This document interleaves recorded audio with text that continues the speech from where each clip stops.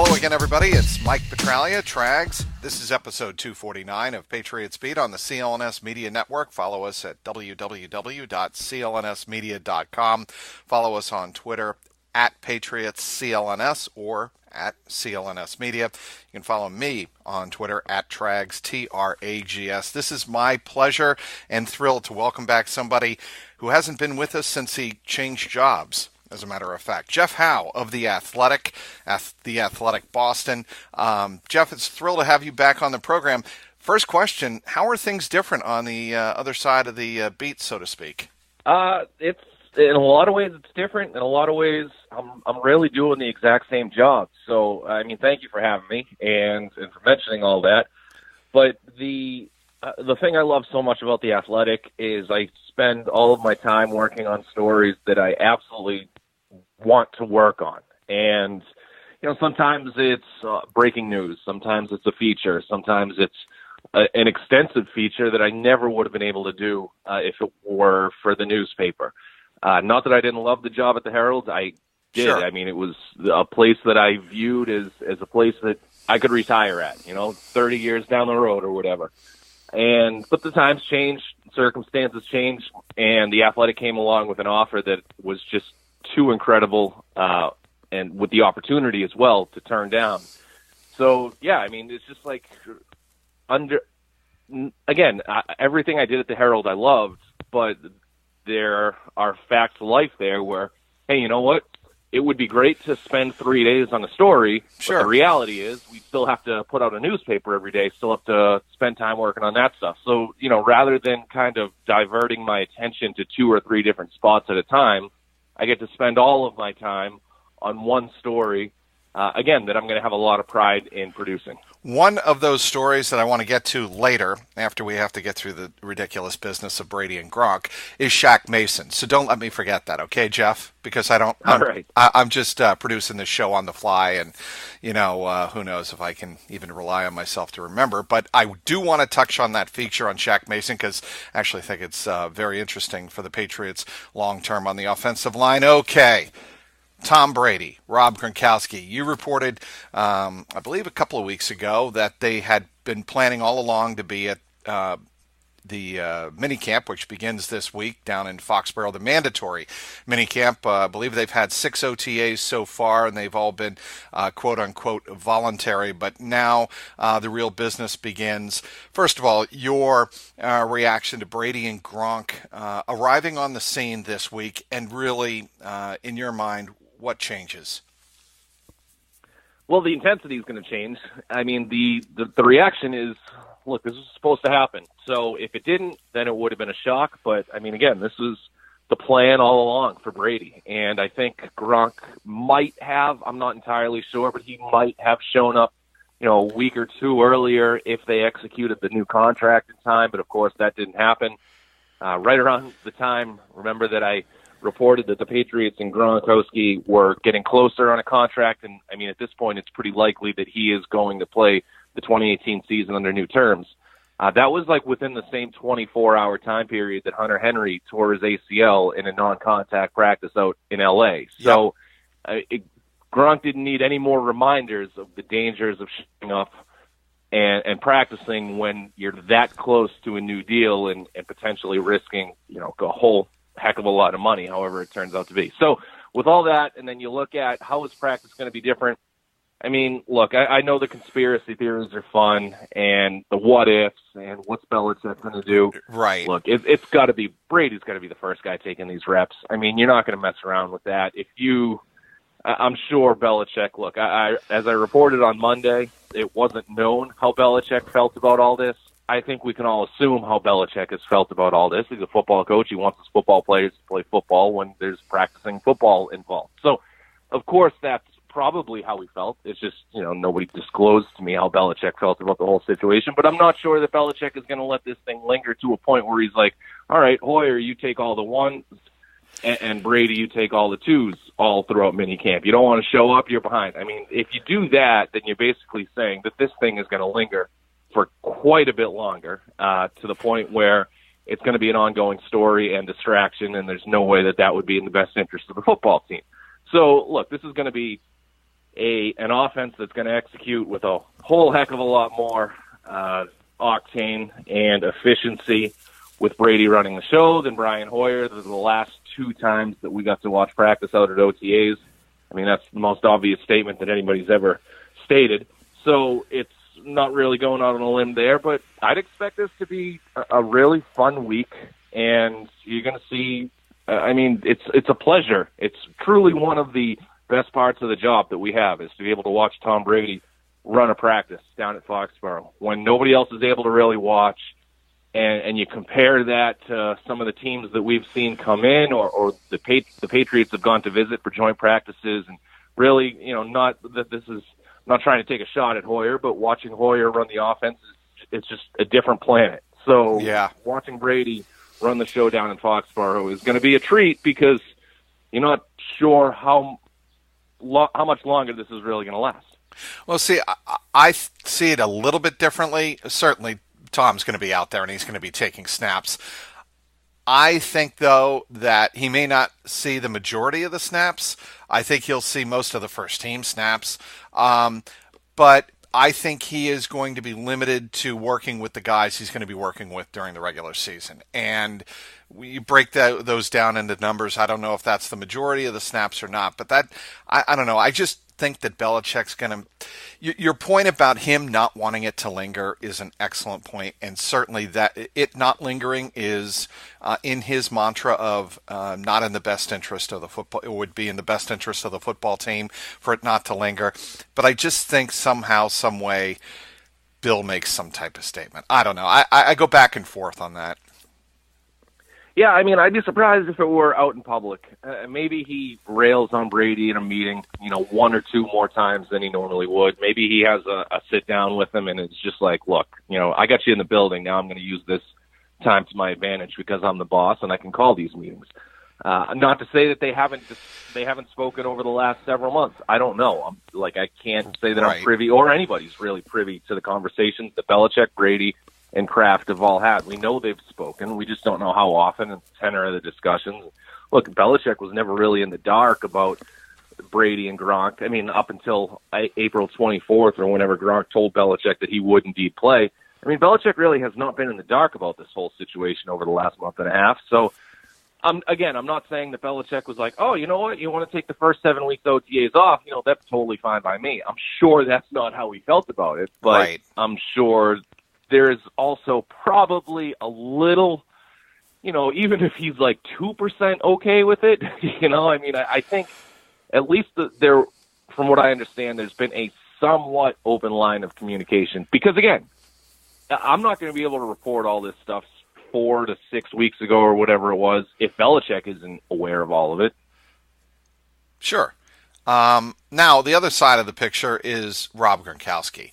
And I think he's going to see a decent amount of reps in this minicamp period, don't you think? Yeah, of course. Yeah. I mean, there'd be no reason to hold him back. He's fully healthy and whatnot. And, when you take a look at the depth chart, what strikes you about the depth chart? I just don't think there's a lot of, depth behind him at tight end. Do you? No, that was an area they certainly did not address this offseason. They did not. I mean, we can sit here until we're blue in the face saying that Jacob Hollister had, again, you mentioned they've had 6 OTAs. We've seen 2 of them. So he's had 2 good OTAs. We have no idea what he's looked like in the other 4. He could be great. He could be horrendous. He could be somewhere in between. But producing now and producing when the lights are on are 2 entirely different things. But look, Jacob Hollister's made some nice strides over the last couple of weeks. That's all well and good. I'm not going to sit here and say that he's their savior backup tight end, because we've seen this act pretty much dozens of times before.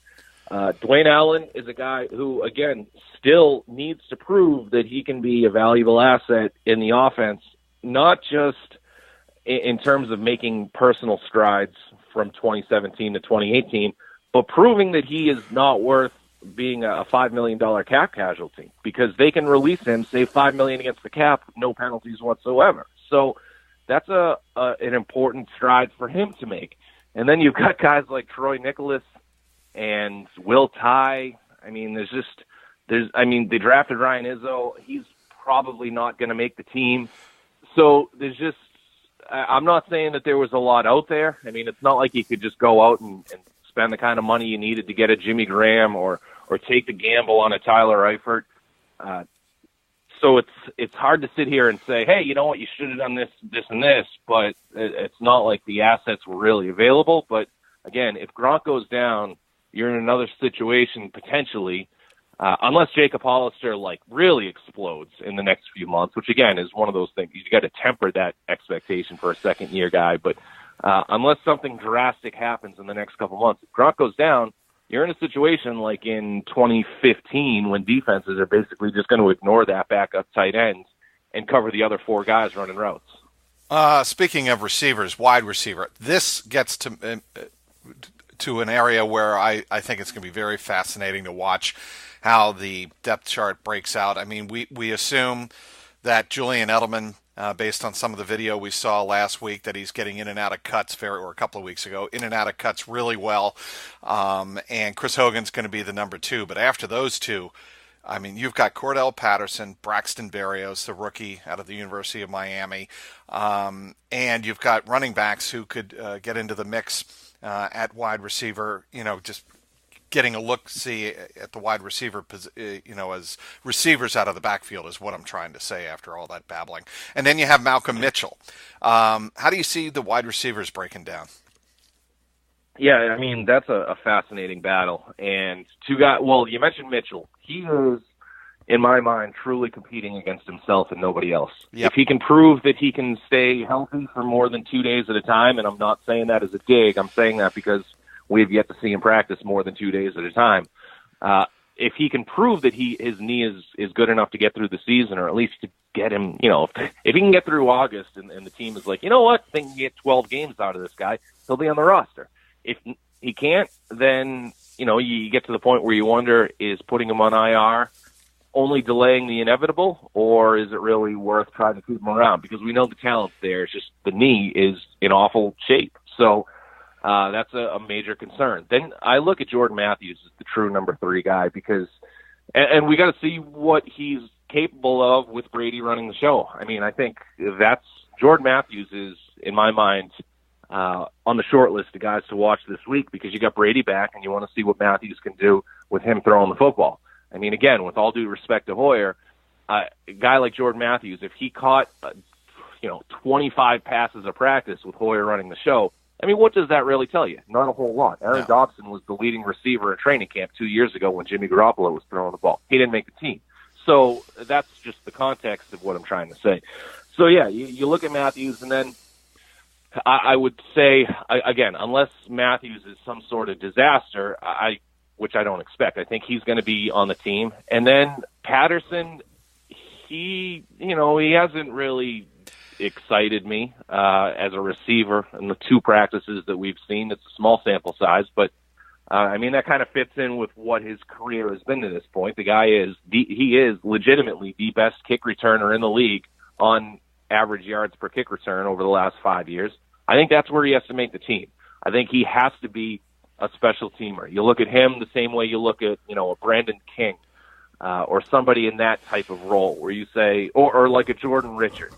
And I know comparing him to Richards is probably going to scare the fan base, but yep. I mean that in the sense that you are a special teamer, and if you happen to get on the field on offense for Patterson or obviously defense for Richards, then that's what your role is going to be. I don't think Patterson is going to make the team because of what he can do as a receiver. So if he shows Belichick that he can be the guy who can continue to average 30 yards a kick return, he'll be on the roster as a special teamer, and they'll just make it work. They'll buy that spot by cutting a linebacker or a safety, the last guy in the depth chart who otherwise would have been a true special teamer. Patterson can also be a gunner and cover kicks in that capacity. So it's not like he's a one-trick pony on special teams. How does and then you look at go ahead. I'll be real quick on the last 2 guys. Philip Dorsett literally bought himself some time earlier this offseason when he gave back $450,000 of that deferred roster bonus. That was going to be due on the 5th day of training camp.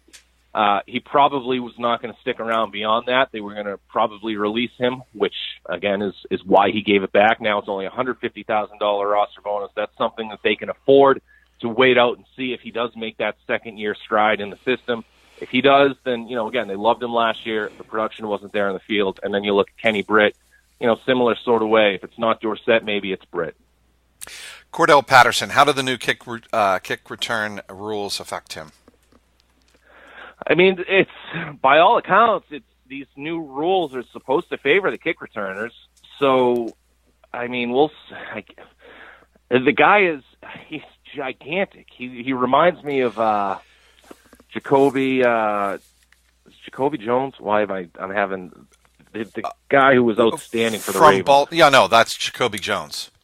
Yeah, he reminds me of Jacoby Jones just in terms of the size. And, I mean, he's just really difficult to bring down. He's going to be really difficult to bring down. And with the kick coverage guys unable now to get that running head start, that's going to delay what they can do to an extent. And, we'll see what the lack of a wedge is. I mean, we don't need to get into the X and O's for that stuff. We'll just sort of see it play out. But, again, this dude can fly. He's gigantic, and he can be a weapon. And if he proves that he can be, I do believe, again, with him and Slater, there's room for two special teams specific receivers, because you can take that spot, whether it's you take away Brandon Bolden or, again, probably not Brandon King, but a guy similar like a Nick Grigsby, somebody like that who just wasn't going to see the field defensively or whatever, because, Patterson can do more than return kicks. Jacoby Jones, 6'2", 210 pounds. Cordell Patterson, 6'2", 216. Jeff, your memory is outstanding. Well done. I want to tell you. Yeah, you're very welcome. I want to tell everybody about a new wellness brand for men. It's called Hims. 4hims.com. It's a one-stop shop for hair loss, skin care, and sexual wellness for men. Thanks to science, baldness can now be optional. Hims connects you with real doctors and medical-grade solutions to treat hair loss. There's well-known generic equivalents to brand name prescriptions to help you keep your hair. Order now. My listeners get a trial month of Hims for just $5 today, right now, while supplies last. See the website for full details. This would cost you hundreds if you were to go to the doctor or pharmacy. Go to 4hims.com/trags. That's forhims.com/trags, 4hims.com/trags. Speaking again with Jeff Howe, the outstanding Patriots reporter for The Athletic. All right, I want to get back to more minicamp news preview before we get to your story on Shaq Mason. Dante Hightower and the linebackers, another area I think that's going to be interesting to watch, just because I love to see Dante Hightower in a leadership role. You were there last week. You heard him speak out on what this defense needs to do to kind of regroup after what happened at the end of last year. What do you think of Dante and the rest of the linebacking group?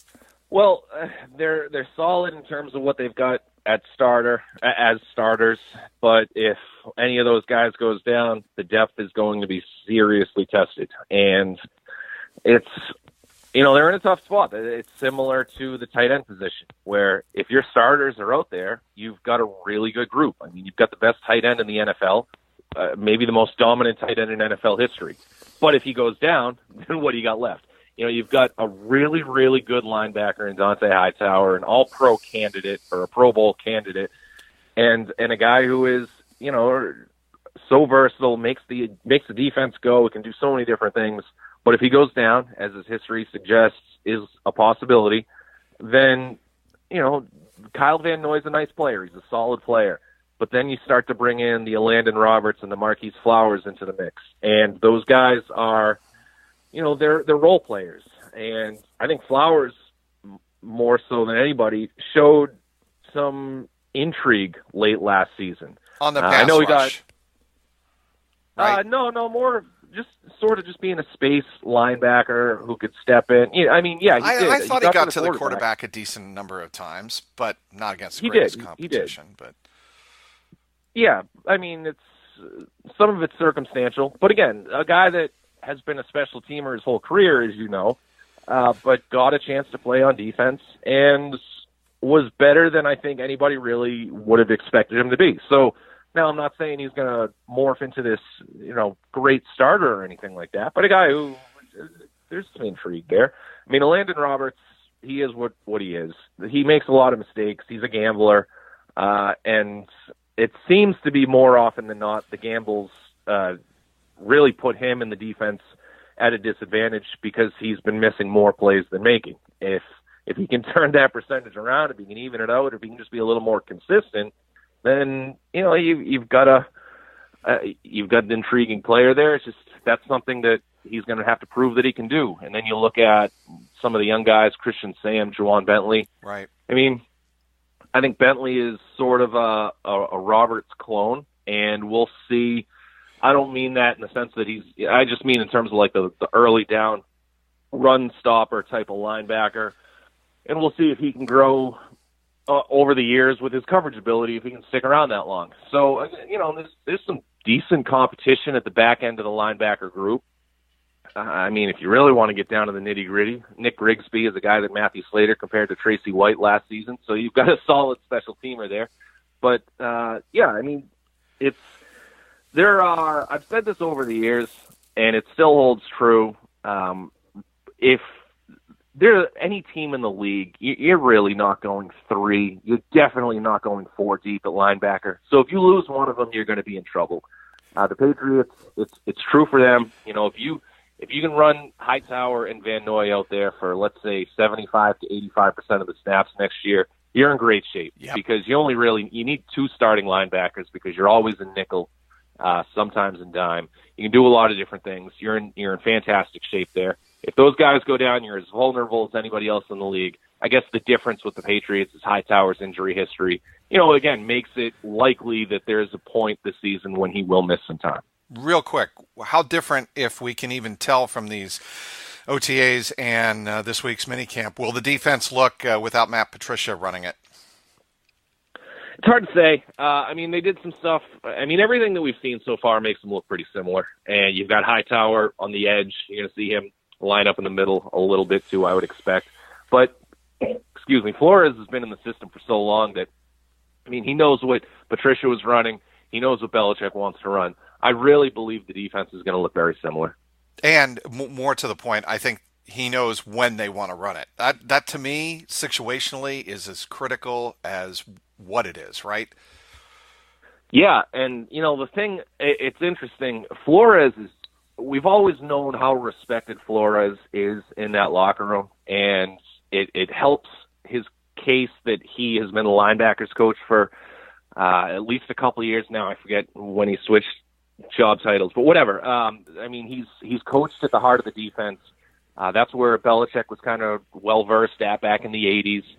So I'm not saying he's the next Belichick. I just mean that in the sense that, he's been at the teeth of the defense. He's a leader type.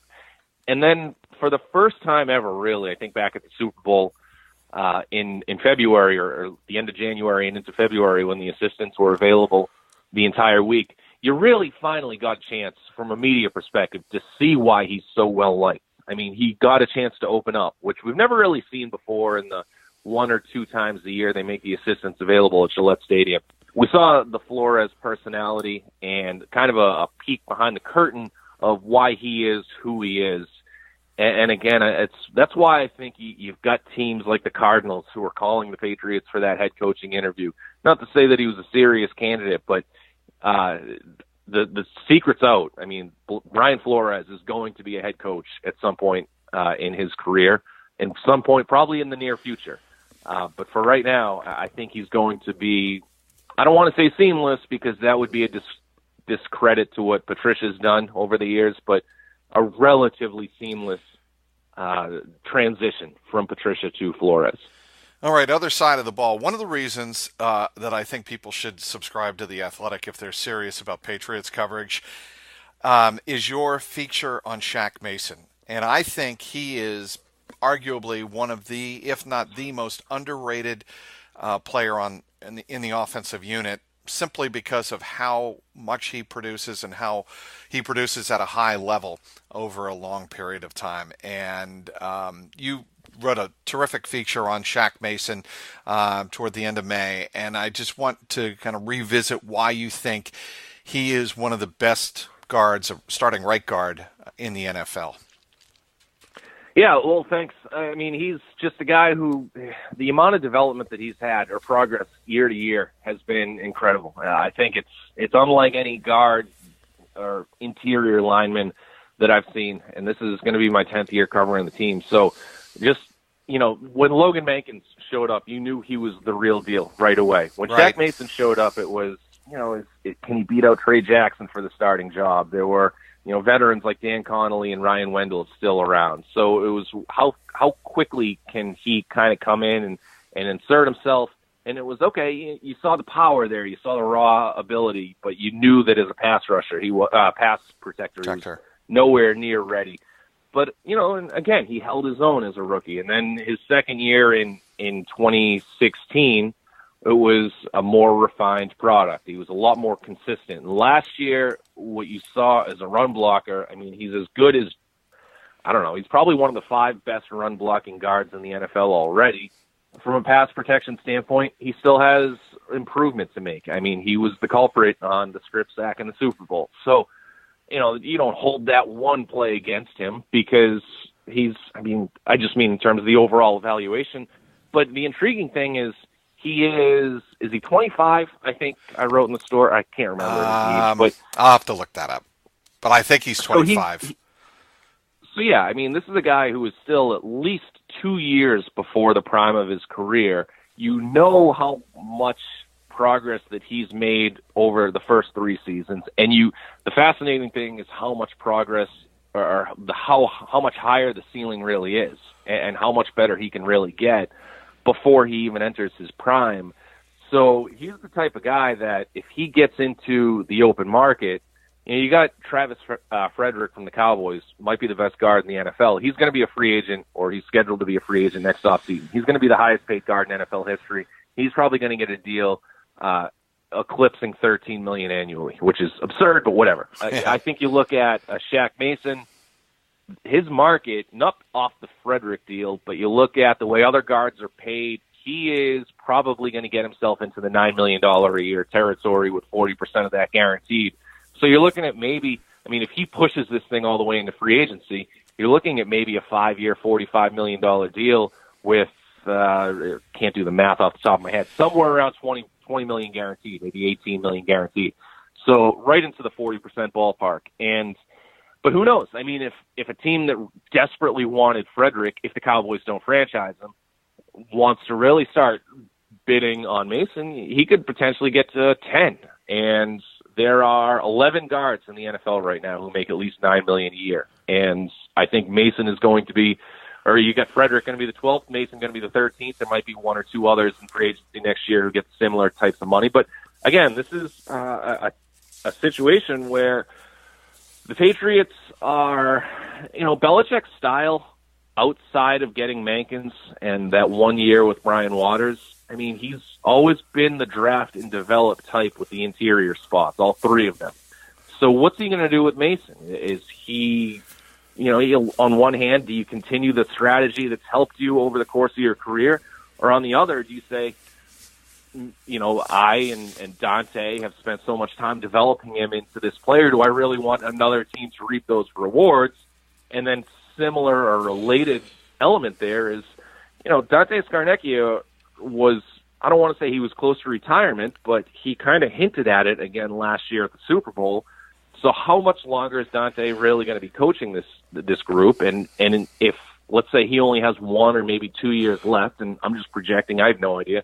Right. Do you want to continue to reshape your line when you've got a guy like Mason that you can just insert him for the next 4, 5, 6 years, and that you'll be fine at that spot? So it's going to be a really interesting storyline to kind of monitor. And I don't know if the Patriots have made an offer yet, but usually when you've got a player like Shaq Mason or Trey Flowers or Chris Hogan, who's going to be a free agent next March, they start to get the ball rolling on the negotiations mid to late summer.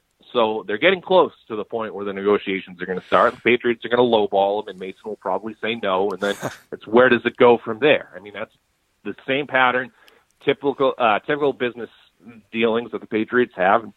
It's if you're the team, you say, hey, do you really want to turn down this much guaranteed money? I mean, if the Patriots aren't going to offer $9 million a year right up front, Do they offer 7 with 50% guaranteed in the hopes that Mason is like, hey, you know what?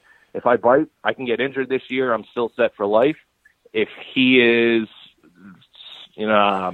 disciplined in the sense that, Nate Solder said, hey, I'm going to push myself all the way to free agency and see what I can get. Dante Hightower a couple of years ago, so on and so forth.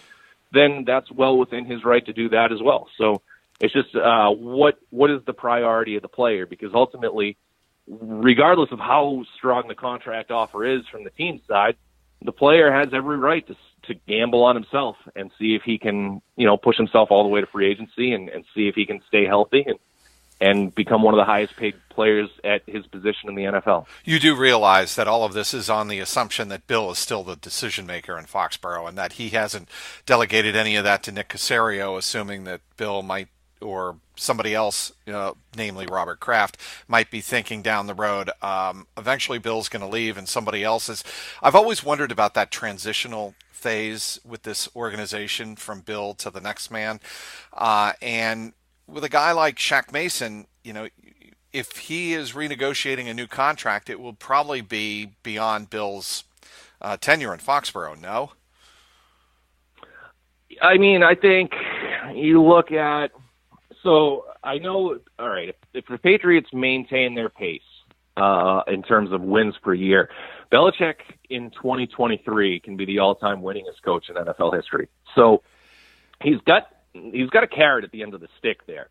And I think he would be about 70-ish around that time, maybe a couple of years older than 70. Right. So, it's not out of the realm of possibility. And I firmly believe, and maybe this is a little looser now because of the McDaniels situation a couple months ago, but really up until a couple months ago, and I'm not backing away from it too much, I think Belichick and Robert Kraft are the only two people on the planet, and that includes wives, girlfriends, whatever, who know how long Belichick is going to remain the Patriots head coach. I think there's an open dialogue between those two, or I'm assuming there is, and I don't know if Belichick has really unveiled those plans to McDaniels or Caserio or whoever.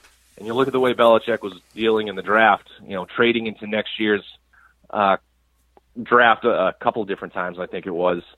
This is a guy who was not making those moves like somebody who's short term, only going to coach for one more year. So right. this is. I don't think that he's all of a sudden going to go for broke here, like it's the 30th season in Madden, and the franchise is going to stop. It's going to shut itself off after that season and just mortgage the entire future and try to cheat the game. I mean, this is a guy who I think is, whenever he does decide to go out, whether it's in the back of his head or at the front of his mind, I don't think he's going to do it disingenuously and kind of screw over whoever is running the next regime.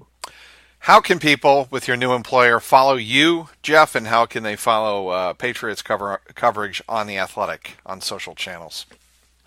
On Twitter, at Jeff P. Howe. I've tried to do the Facebook thing a couple of different times, and I always forget about it. But The Athletic, we're on Twitter, at The Athletic, and at The Athletic BOS. You can sign up a million different ways. There's usually some sort of discount code where you can get like 40% off the subscription if you do a little work. Hit me up on Twitter if you need to find one of those discounts. I can probably, look it up for you. But, those are the ways to do it. I mean, it's cost of a Bud Light a month. I mean, come on, come join the party. You would be happy to know that I complimented your colleague, Jay King, on his fantastic athletic apparel, his sharp-looking hat that he wore during the NBA playoffs. I can vouch for that. It is sharp-looking apparel. So I want to thank Jeff Howe for joining us today on The Athletic, on the Patriots Beat here on the CLNS Media Network. Jeff Howe from The Athletic Boston. Thanks again for downloading today's Patriots Beat. I want to once again thank Jeff. You can follow him on Twitter at Jeff P. Howe. You can also give us a follow at Patriots CLNS and at CLNS Media. Hit me up on my own personal account on Twitter at Trags, Trags. Jeff, thanks so much for joining us. Hey, I'll have you know that I'm wearing my sharp-looking athletic hoodie right now. So they don't just put food on our table; they clothe us as well. What a great company. It is. That is terrific. That is a great indication, Jeff, that they are treating you well, as you should be. Today's sponsor, forhims.com. For Patriots content manager Mike Alonji, CLNS media executive producer Larry H. Russell, the founder of the network, Nick Gelso. Thanks to everyone who tuned in. This is Mike Petralia, and this is the Patriots Beat podcast, powered by CLNS Media. What's going on, Past Nation? This is Marvin Zahn of the CLNS Media Network, and I'm here to tell you right now to check out the CLNS Media New England Patriots postgame show hosted by myself and my co-host, Mr. Mike Nice. And live on CLNS Radio immediately after every single Pats game. Call in at 929-477-2386 toll-free to get your voice heard and contribute to the host breakdown and analysis of the latest Patriots contest. We also got the stars and sorries of the day, Twitter posts for the plays of the game, and everything else that is going on with the 5-time Super Bowl champions. Subscribe to CLNS Media New England Patriots postgame show on iTunes and Stitcher, and the best way, download the free CLNS Media Network mobile app for on-demand listening anytime, any place, anywhere.